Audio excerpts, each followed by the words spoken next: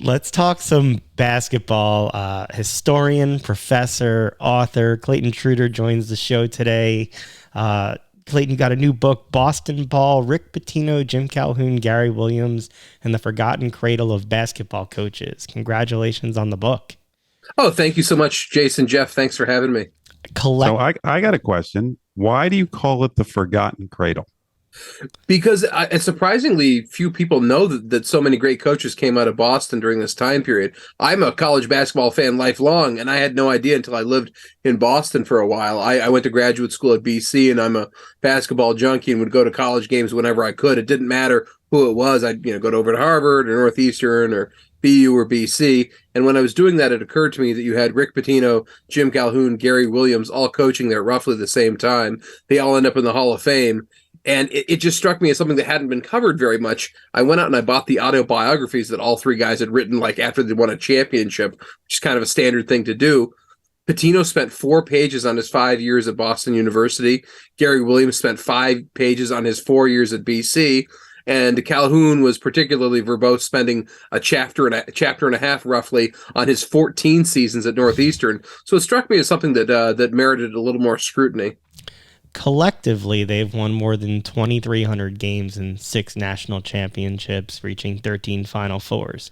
You wrote this book at the height of the pandemic. How different was researching and writing this book? You did like 100 interviews during the pandemic than when you wrote your other book, Loserville. Well, they were very different enterprises. I'm by training an academic historian. My first book was a product of my dissertation. It took me 10 years to do that. A lot of archival research in different cities, looking at public records. My first book is about Atlanta's pursuit of pro sports. So a lot of it's like the politics of building stadiums. So I spent a lot of time going through records for that kind of stuff, simply to research the book. I spent months and months in Atlanta just getting that all together. This was a very different enterprise. It's exclusively a sports thing. I found what footage from the time period I could. I looked at the Globe, I looked at the Herald, I looked at the student newspapers from the 3 schools, and then I went and found people. I mean, I'm doing this in 2020 and 2021. For my sake, it worked out nicely because everybody was at home, and I conducted these interviews all virtually in a 3-month period. A lot of the people, I just found them on LinkedIn or Facebook or whatever and said, hey, do you want to talk? And the people who wanted to talk ended up being a part of the book. So in some ways, it was a very easy book to write as a result of the pandemic. But I think it's also part of the nature of the topic. It's not something where I was going and looking at public records or something like my first book. So because it was based on game accounts, on personal recollections, it ended up being a much easier thing to research, to organize, and to actually write.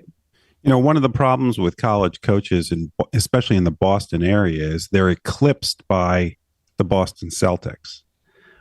How important is basketball to Boston, and how hard is it for a college coach to maintain a successful program in the shadow of such a legendary and successful pro team?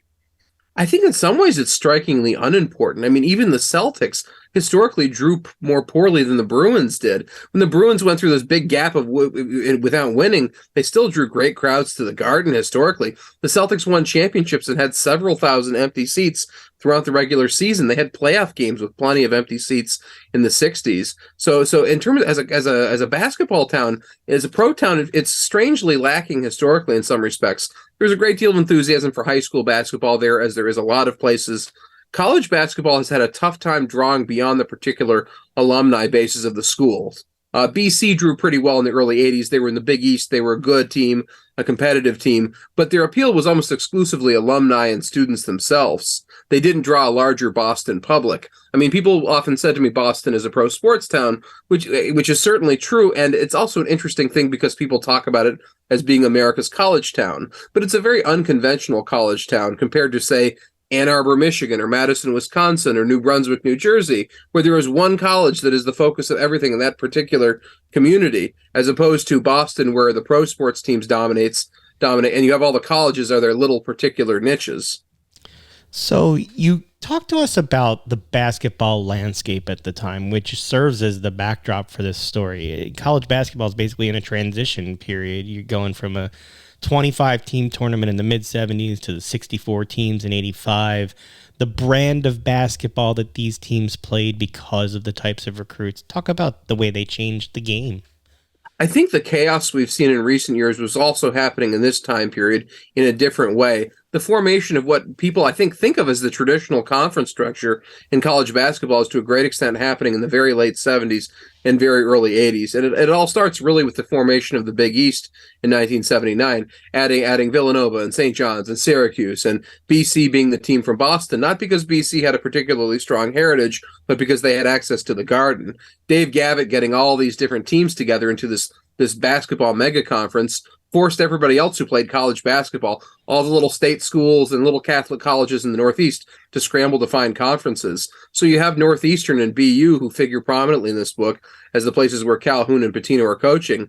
They end up in this weird marriage of convenience known as the ECAC North, where you have a couple of schools in Buffalo with Canisius and Niagara in the same league with the Northern New England State Colleges, Vermont, Maine, and New Hampshire. You have BU and Northeastern at the other end. You randomly have Colgate for a while. There's no particular geographic or historical reason for all those schools to be together, so it ended up being quite a mishmash for all these places.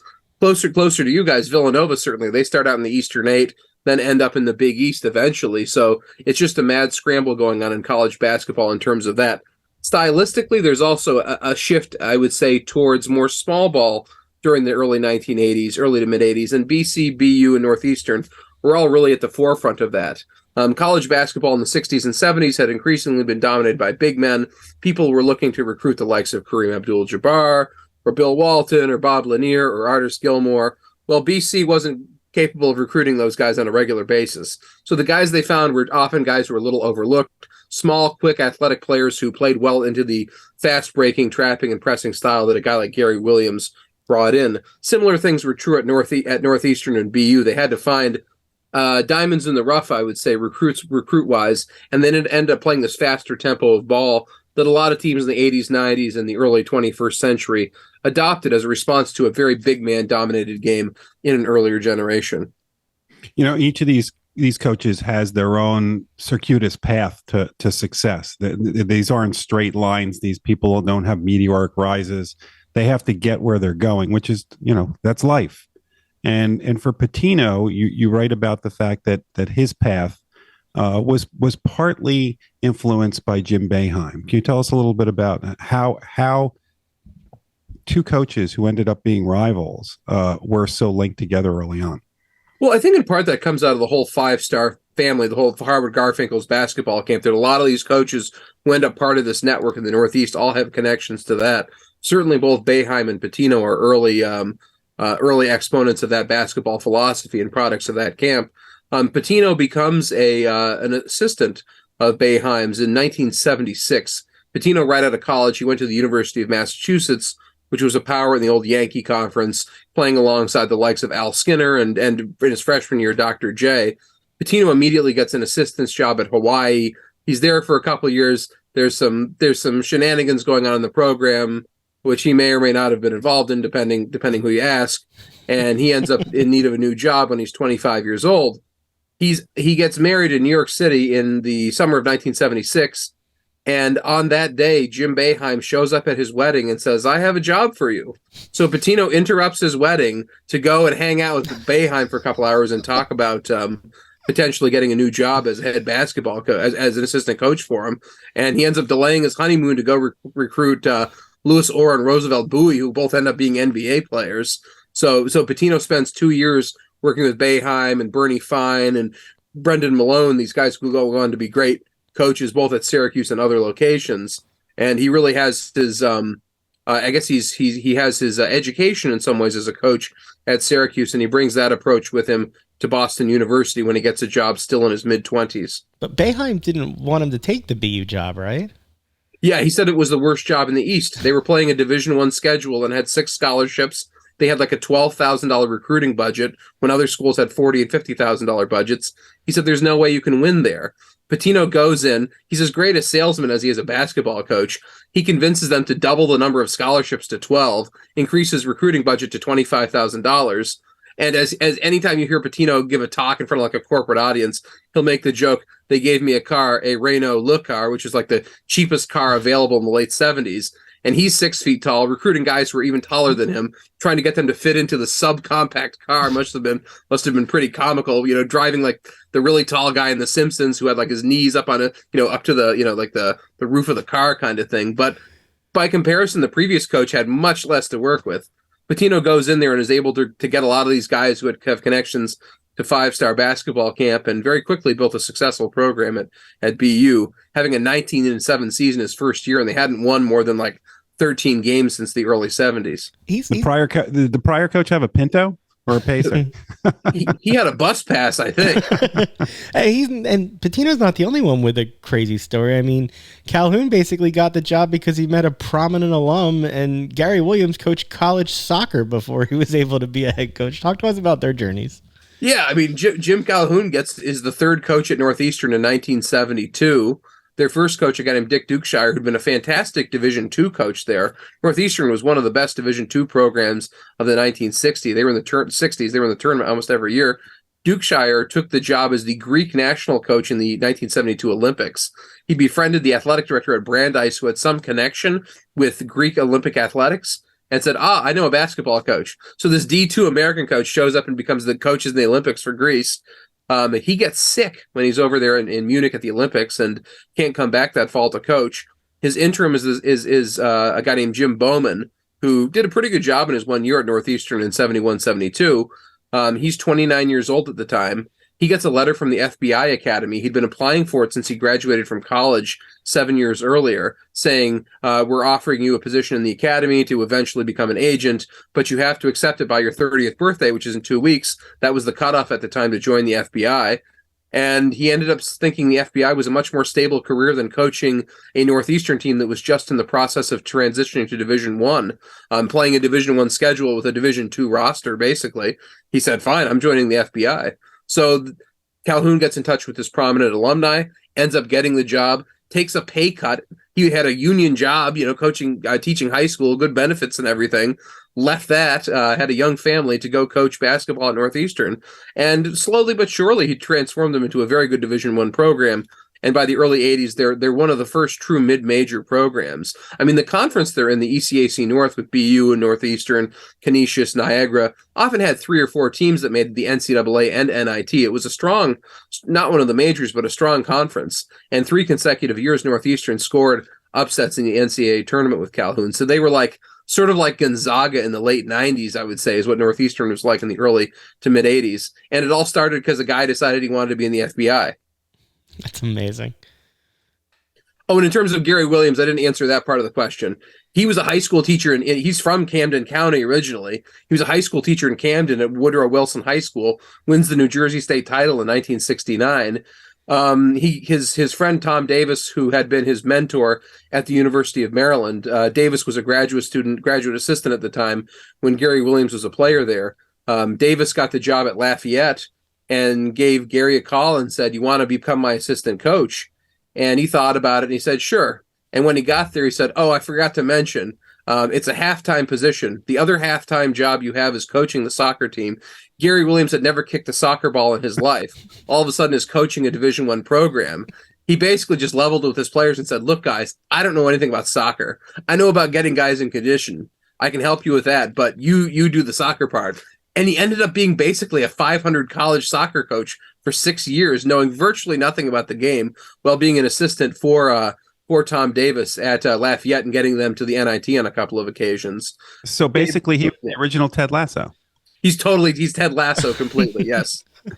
So one of the things that we like to talk about or notice that when it comes to, especially with college coaches, is how important the players, the student athletes, are to them. In researching the book and talking to the student athletes who played for these 3 coaches, did you notice anything about is there anything that weaves these coaches together in the way that they achieve their success and the way that they treat their student athletes? The strong degree of personal loyalty that persists to this day between player and coach in all 3 instances is striking. I mean, people talk about how corporate college sports have become in all kinds of ways, and I think that's almost certainly true. The relationship these guys had with these players in Boston in the early 1980s was a very different thing. I didn't talk to Rick Pitino. I didn't agree to an interview for the story. I spoke with many of his players. who spoke incredibly highly of him and were ready to run through a brick wall for him in 2021, 40 years later. But both Calhoun and Williams, they remembered what these guys majored in. They're like, oh yeah, he was a communications major. This guy was a sociology major. They knew what had happened in their lives after that. They still were in contact with many of these players. The tight bonds that these guys built over time is quite remarkable. And I think in this kind of one and done NIL transfer portal era, it's much tougher to do that. But these guys went through thick and thin together over several years, and I think you can certainly see that with the intense relationships they have to this day. I mean, another thing that made researching this book so easy was that these guys are all still in touch with each other. I remember I talked to one guy at BU, Jay Twyman, whose father, Jack Twyman, is an NBA Hall of Famer. And once I was in touch with him, like, he just put me on a text chain with like 6 other guys he played with. I mean, they're friends to this day, and they still have such strong relationships. They had such intense experiences together as young men, and they still share in their lives together to this moment. So in many ways, I think it's a book about relationships as much as it is about basketball. You mentioned relationships. What was a relationship like between the coaches when they were playing against each other, and then after they had moved on as they got older? There's kind of a separation in that Gary Williams at BC was kind of in a little bit different world, being in the Big East than the other two coaches. I think there was a bit of a distant respect between Calhoun and Williams, and also between Pitino and Williams, and I think that continued on throughout their career. In terms of the Pitino and Calhoun relationship, it was a very difficult one during that time period. I mean, there's stories about the two of them. They both go jogging along the Charles River. They wouldn't even look at each other. I mean, there were all kinds of flare-ups in their games and fights between their teams. There's no sense that there was any love lost between them. Talking to Calhoun now, he has great respect for Pitino, and I think distance and a sense of a shared history together has given him more of a sense of just an admiration of a worthy adversary as much as anything. But at the time, it was a very fiery relationship. Once Pitino leaves BU in 1983 and BU falls back a little bit, you get the sense that Calhoun misses him just from the way he talked to the press at the time. Like, he's like, I miss the fiery competitive games we had with Boston University. The rivalry has lost some of its juice. So I think he kind of, in a way, wanted Pitino to still be there, that it would have given their biggest rivalry a lot more fire to it. There was one other Philadelphia tie that I wanted to ask about. Pitino had a point guard at Boston University, Brett Brown. Brett, absolutely. Brett Brown, a kid from South Portland, Maine. His father became an assistant. I mean, Brett's son now plays ball here for the UPenn coach who we interviewed a couple weeks ago. I mean, it's amazing, this basketball family. Well, that BU team is amazing, like the connections it has to the basketball universe. Certainly there's the issue of Brett Brown and Bob Brown, both coming down from South Portland and being part of that program. One of the other guys who's at BU in this time period is Kyrie Irving's father, was for a time the leading scorer in Boston University history. And there's some other ones that aren't coming to mind right now, but that BU team has like 5 different guys that who have some connection to being a major figure in the history of basketball. I mean, Jay Twyman, his dad's in the Hall of Fame as well. These guys are all playing together at the same time. Frederick Irving and Jay Twyman and Brett Brown, certainly. Brett Brown was a fantastic college point guard. He was a captain as a junior. Both his junior and senior years, and one of the fastest players anybody had ever seen. He's one of several guys in that BU team that got a tryout with the New England Patriots during the early 1980s. Like, the Patriots, this is before Robert Kraft owns them. This is a much different rinky-dink organization playing in a Rector-set stadium. I mean, the Patriots have an owner at this time who ends up losing his fortune because of Michael Jackson, basically, because he invested in the Jackson Victory Tour, and Michael Jackson didn't end up being on it, so he had to sell his team. I mean, the Patriots were like a AAA baseball team, basically, version of the NFL. So they called up BU and had like 3 or 4 different guys, like, just try out to be a kick returner, receiver, any kind of speed player, because they needed some athletes because they were so deficient in that respect in the early 80s. It's just like when Ron Myers coached the Patriots.